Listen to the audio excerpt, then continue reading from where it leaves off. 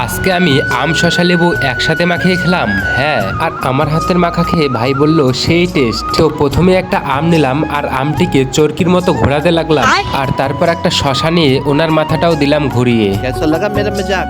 আর তারপর শসা আম লেবুকে ভালো করে ছালগুলো ছিলিয়ে নিলাম আর লেবুগুলোকে চাকার মতন করে কেটে নিলাম। আর তারপর আমটাকে কেটে দেখলাম আমের ভিতরে এখনো বীজ হয়নি। আর তারপরে শসা আম লেবু সবগুলোকে কেটে মাখানোর জন্য রেডি করলাম। তারপরে দিয়ে দিলাম সামান্য লবণ, আর তারপরে দিয়ে দিলাম সামান্য লঙ্কার গুঁড়ো, আর তারপরে দিলাম কাসন্দি। আর দেখো কালারটা কি এসেছে, আমার তো হাতে সেই ধরছিল।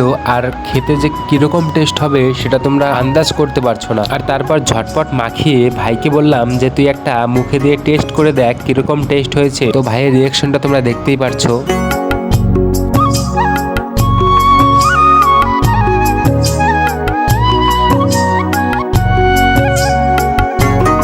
আর তারপর আমিও খেয়ে দেখলাম, না টেস্ট খুব ভালোই হয়েছিল।